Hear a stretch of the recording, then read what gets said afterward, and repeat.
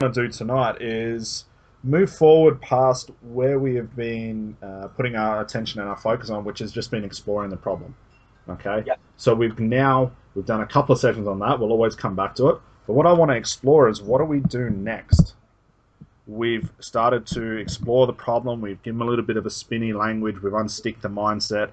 So let's imagine, just for this call itself, we have a client in a position where they're looking at us very, very trance-like. You can see they can't talk properly. Their eyes are blinking a lot. You're seeing a lot of unconscious moment. You can tell that if you were just to nudge them, they'd fall down into that trance.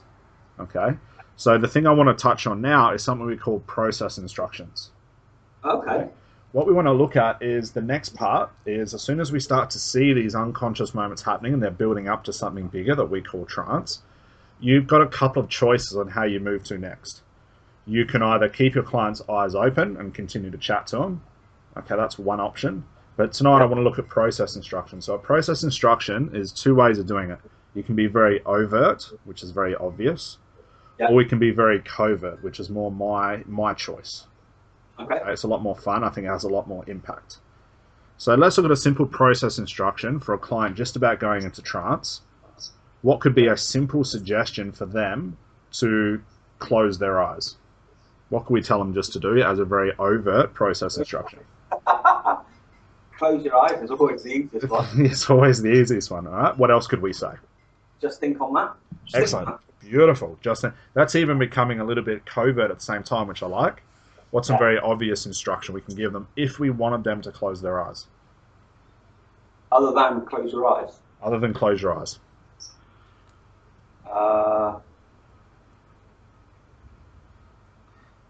What would we say? In a moment,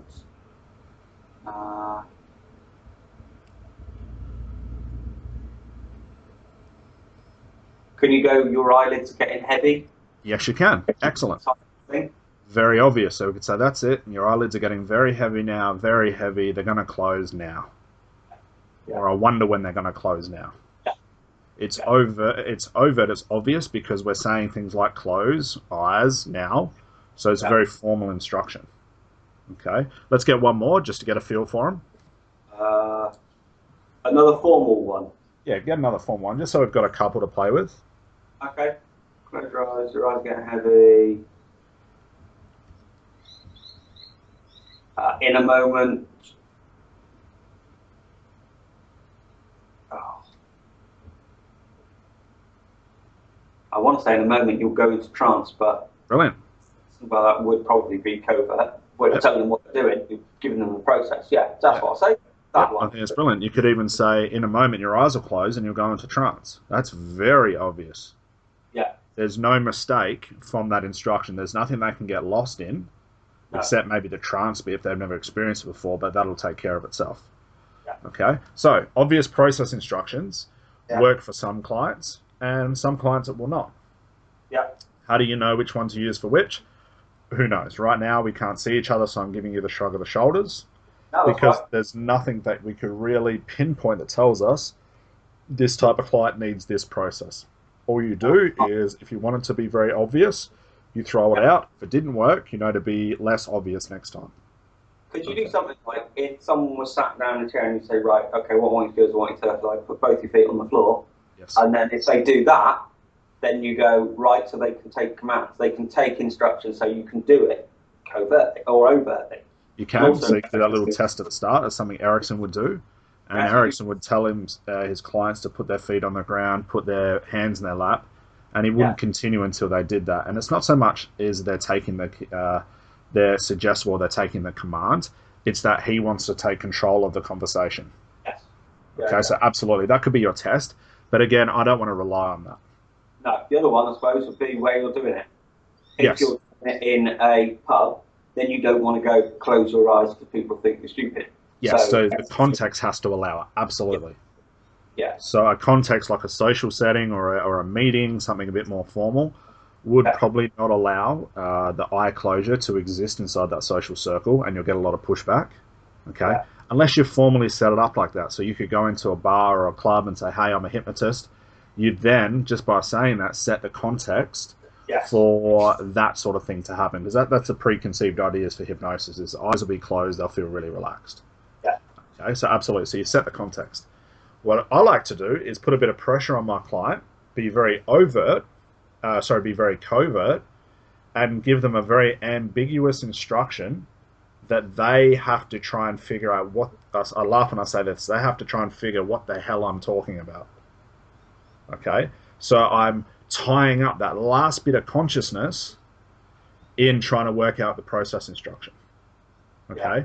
and the famous one-liner from Milton Erickson of "That's right" is a process instruction, a very covert process instruction.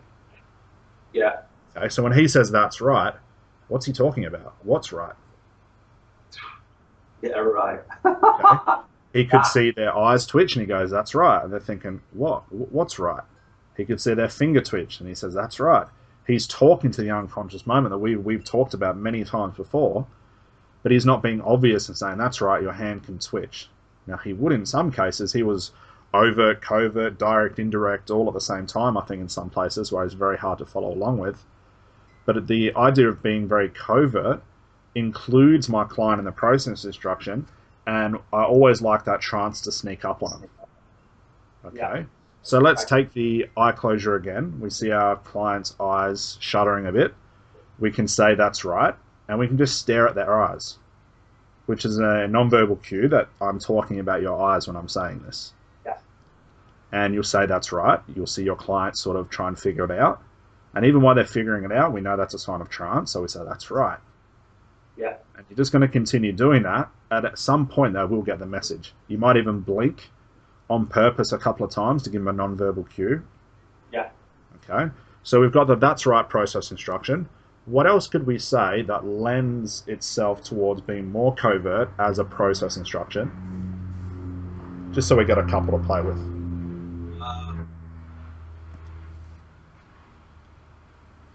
I would probably go yes. Yes is a great word. Love Yes. it. Yes.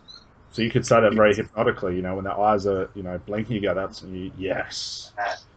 Yes." As if saying, "Yes, you're doing the right thing. Continue to do that." Yeah. Absolutely. What other ones do we have? What else could Mm.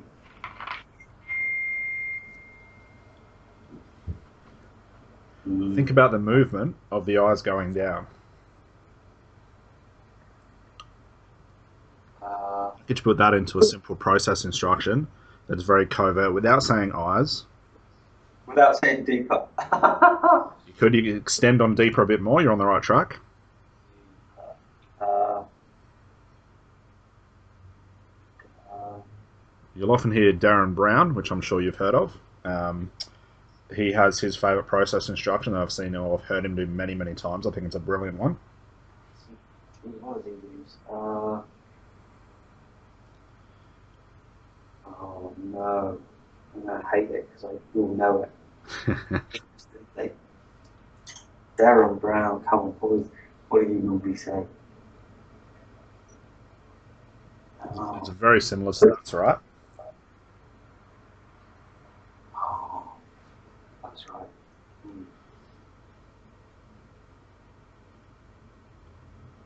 No, it's not. Yeah, that's right.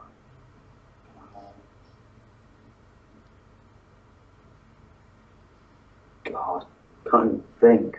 That's all right. Yeah, that's all right. We've still got 4 hours of. I like to think. I don't want to disturb this. Thanks. Yeah, that's right. It's just a trance to learn, isn't it? It is. What else? What else? What else? What does he say?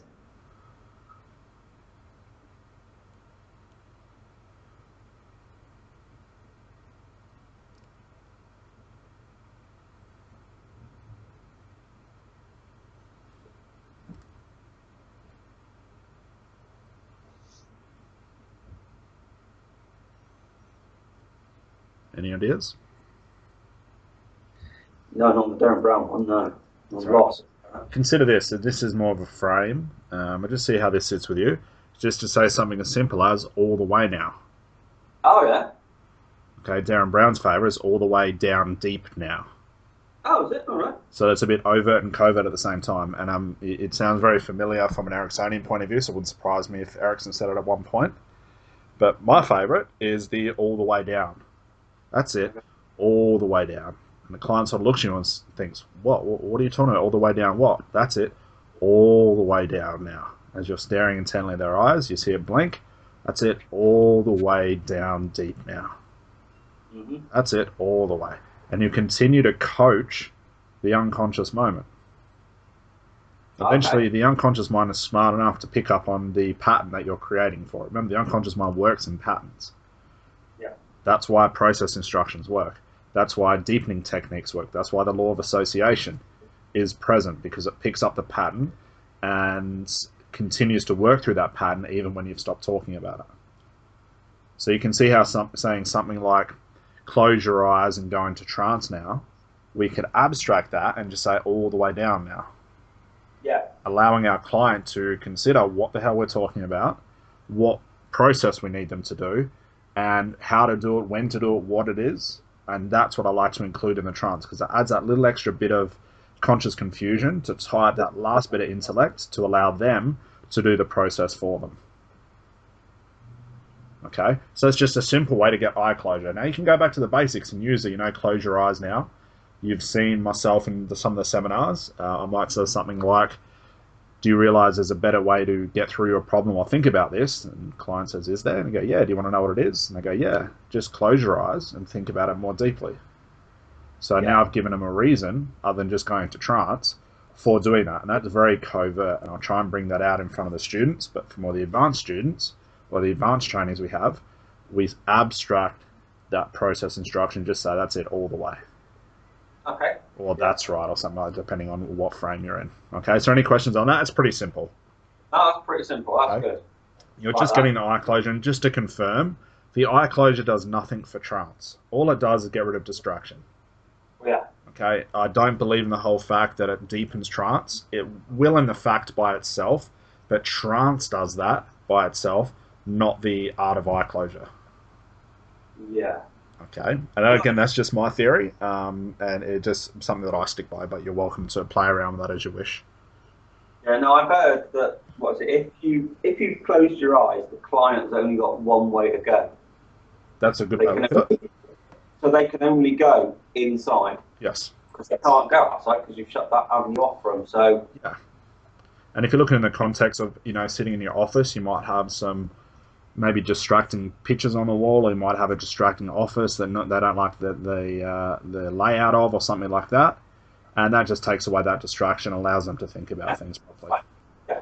Okay? So the question is, what do we do next? Once we've done that process instruction, what do we do next? Let's look at these in steps. We've explored the problem. We've got them to a point where we're unsticking the mind so it can't look at the problem the same anymore.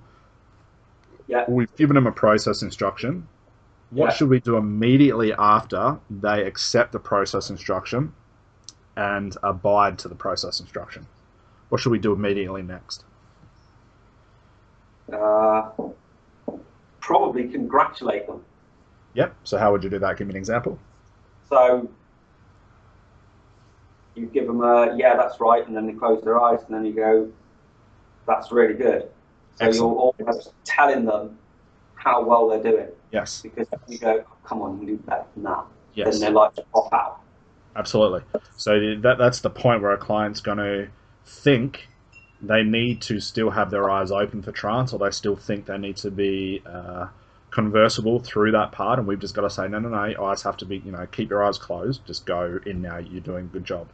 But also as well, it's very respectful for the unconscious for us to go, that's it, thank you. Yeah. Okay, more respect we have for the unconscious, the easier the session's going to be. So we could either thank it, there's other ways where we can just keep coaching the unconscious moment. The eyes are closed, you can see they're in trance, and you just keep going, that's it, all the way now. And they're thinking, but my eyes are closed. They're all the way now. And what that's going to do, it's a way to deepen the trance with just a process instruction. All the way down, it metaphor is to go down further. The unconscious mind will pick up on that and abide to that process instruction as well. Mm-hmm. Okay, so once they've picked up on that, what should we do immediately after that? So we've continued to talk, so to speak. We've congratulated the unconscious mind, or we've said that's right all the way down. So they're at a point where you can see they're in some sort of trance world. What could we do at that point? I would start probably attaching therapy, but that might be too early. No, I think you're in the right place for it. Okay, cool. Because this is the point where their unconscious mind is listening, isn't it? Yeah. So this is the perfect time for therapy. Yeah. Okay, but it's also a perfect time to chuck in a little pause every now and then. Oh yeah, absolutely. Okay, so something I'd prefer to do is when the client's gone into trance, and so that's right all the way down, I can see they're still following that process instruction, is I'll just be quiet for maybe 10 or 15 seconds and let them get a feel for where they are. Let them get orientated to trance, so that way I'm not rushing things along too much and I'm not freaking them out too much. Okay, Yeah. because right now you've taken them to a point where trance has taken over, and some clients are going to be thinking, oh my God, how did I get to this point? I can't get out of this. Because all you've done is talk. They have no idea when you started. There's nothing been really remotely hypnotic, even exploring the problem aside from a little bit of confusion language. And now they're sitting there with their eyes closed in front of a complete stranger. We just want to coach them through like, yes, this is the right thing for you to do. So a little bit of a pause, let them coax in there, have that friendly, intense attitude. They'll pick up on that unconsciously because they're more receptive to it. And that'll help strengthen that relationship in that trance as well. Okay. So we've got a couple of ways to do therapy. We can start telling stories at this point. Yeah. Okay. We can start getting some hypnotic phenomena starting to occur. So clients in trance, we say, how are you feeling right now? And they might say, oh, I feel really weird right now. And already that statement screams out for, what part of you feels weird? Well, my hands do. What do you mean your hands feel weird? They just feel really heavy. You mean your eyes are closed and your hands feel heavy? So you can start getting into that hypnotic phenomena thing. Yeah. Okay. The one we've looked at that in the past. The one I want to look at tonight is the overload principle. Okay, cool. I want to look at the overload principle in the version of therapy. Okay. Now, classically, what's the overload principle? What's your thoughts on the overload principle? What's the classic version of the overload principle? What are we doing? For me, is I've heard many things that it's overload principle is basically you give the conscious lots of information to process, and while it's busy processing that, and you've overloaded it, it either gives up or it sits there and processes it, and while it's processing it, you are then talking to the unconscious. It gives you a chance to talk to the unconscious. Correct. Absolutely. 100%. So we're going to look at the classical way of the overload principle as a way to get someone into trance, right? Yeah. But they're already there, so we don't have to look at it classically. Let's look at it less classically and look at how we can overload the unconscious mind with different resources it could pick up on and coach it to start doing its job. Okay. Okay, so this is one of my personal favorites, something that I would piece together with my clients from all the information they gave me in the little chat, the little investigation we had at the start. Okay, so what I'm doing is I'm reminding them of possible things we've talked about, solutions they might go for, not will, might, because remember, we're just saying in the unconscious mind essentially, hey, this is what I think you could do, but I know you could do better, but here's an idea of what this person wants. Can you find something that would fit you and them at the same time? We're not saying, hey, you have to do this. Okay? So we're overloading it with information after information after info, small metaphor, little pun, little saying. This is where Erickson would go wild and start his little jokes. He'd do word games, word association, word puns, and he'd overload his client's unconscious mind and essentially play with it. It's like he's playing with a child, and the more he plays with the child, the more the child engages and starts to have fun at the same time. Does that make sense? Yeah. So a story does that. Okay. Yeah. In the version of an overloading story, we look at something called stacking realities, where we might tell a simple story and stack so many ideas, characters, environment, scenes, expectations, events inside the story that all lead to the same destination. So let's say, for example, I remember we did our storytelling process. We looked at the ship that was on the water going to the docks. Do you remember that story you told me? Good. Excellent. So what I want to do now is how could we stack realities inside that little ship, that little story, from the ship that wasn't sure about going onto the water to the water being very, very rough and the ship got scared, but then the ship mustered up its most courage and got to the dock safe and sound and became the mightiest ship around from that process. How could we stack realities or stack information inside that little story to give it the overload feel for therapy? Any ideas? Describing 4 or 5 different parts of it. So, if you're going into the waves crashing into the hull, yes, you can either describe the hull with 4 or 5 bits of information, or describe the water. Brilliant. 4 or 5 bits of information. Brilliant. Yes. So you start to almost loop back and forward on information to highlight parts of the story, but go over the top with it. Yeah. So you could use all the describe. You could talk about the ship, the waves, how it was feeling,